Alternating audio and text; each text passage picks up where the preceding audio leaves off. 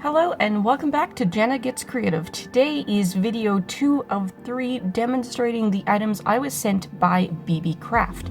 I will have the unboxing video linked down below in the iCard, in the pinned comment, all those places in case you missed it. And if this is the future and I've done the third video, I'll have that one linked as well. If you want a full rundown on all of the products I got and how this program works, do go watch that first video. Brief summary: if you are a YouTuber with at least 100 subscribers, you could apply to be part of their YouTuber program. You will be allowed to select $40 worth of products from their shop, and they will send it to you for free with the understanding that you will create 3 videos for them. That's what I'm doing. Not technically a sponsor, but I did receive these items in exchange for free videos. Today I am using the fuse beads, and we are going to do some pixel art. What you're going to watch first is the correct idea, but with one fatal error. The kit does include a pegboard, and typically with this type of bead, what you do is you set out your beads on the pegboard, then you use the ironing paper, just waxed paper will do.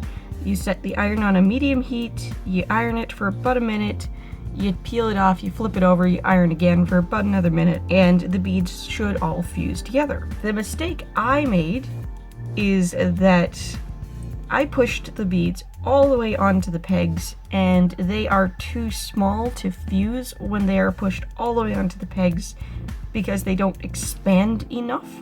You need to leave about half of the beads off the pegs. I was having trouble making them actually stay on the pegs if they weren't pushed all the way onto it, and I didn't realize they wouldn't fuse that way. I was having trouble with it because I live in a very cold climate. These beads are as tight and small and narrow as they're ever gonna get. I could solve that by warming the beads a little bit first. So the footage you're watching right now while I'm talking here is me doing it the wrong way. Don't do that. You can use your pegboard. Don't force the beads all the way on.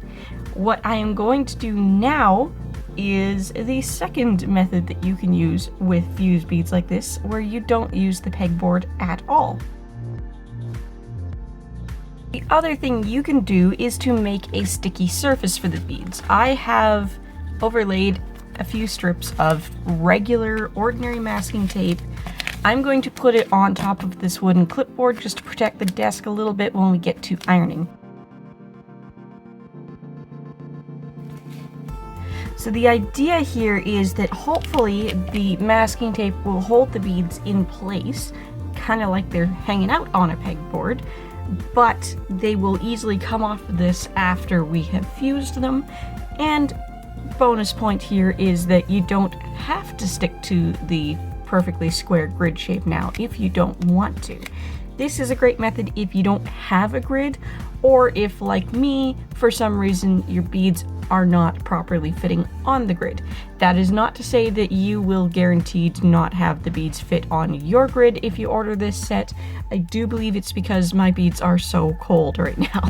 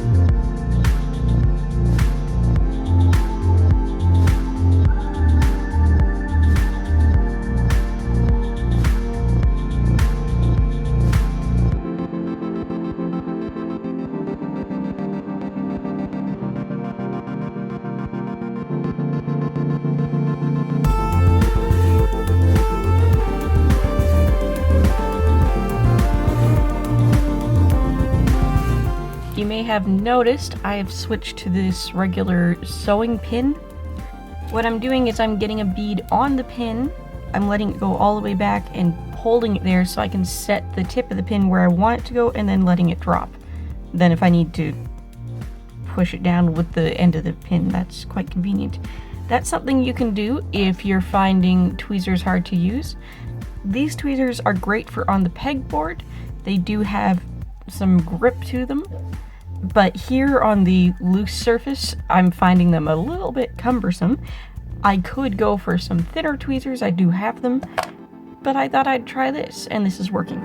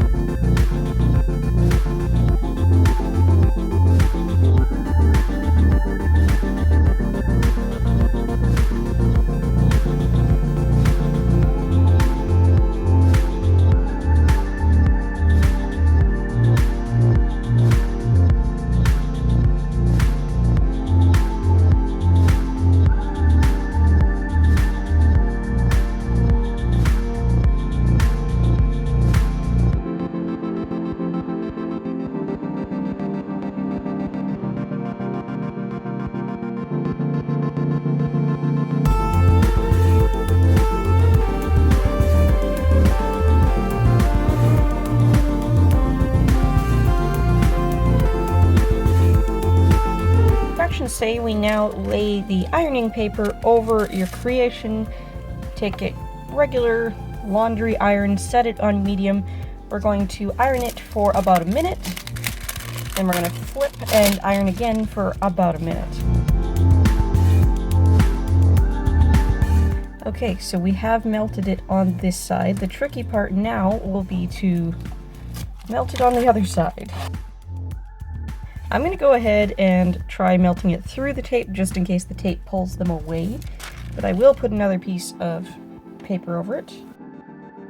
Heat does destroy the adhesive in masking tape, so this should be helpful rather than a hindrance.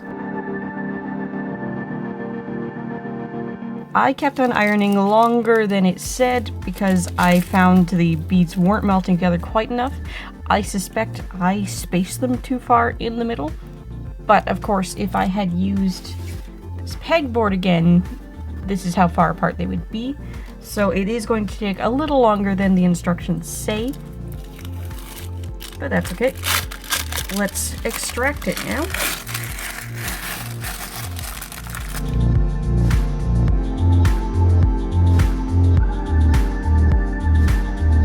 And there we go, there's our little Pikachu. He's so cute, isn't he? Of course, if I had worked on the grid, it would be a little more even. I've got some gaps up here in the forehead and this eye's a little bit higher, but that's okay. He's still adorable. It doesn't have to be perfect. I hope this tutorial was helpful if you are trying to work with any type of fuse beads for the first time or for the first time in a long time. If you don't have the full set with the grid, you can definitely order from BeeBee Craft. I will link that product listing in the description box down below. And once again, you can check out my unboxing video with all the other items and a tutorial on using washi tape as masking for watercolor in the previous video. And if you're watching this in the future, after next week, I will also have the third video with the Shrinky Dink paper used linked as well. Thank you so much for watching. Thank you BeeBee Craft for sending all of these items. Thank you Weblight Dreams for referring me to BeeBee Craft. If you're looking for more to watch, I've got some suggestions up on the left-hand side of the screen now. Don't forget to like, comment, maybe even subscribe, and if you like living life creatively, whatever that means to you, I'd love to have you along for the ride. Bye guys!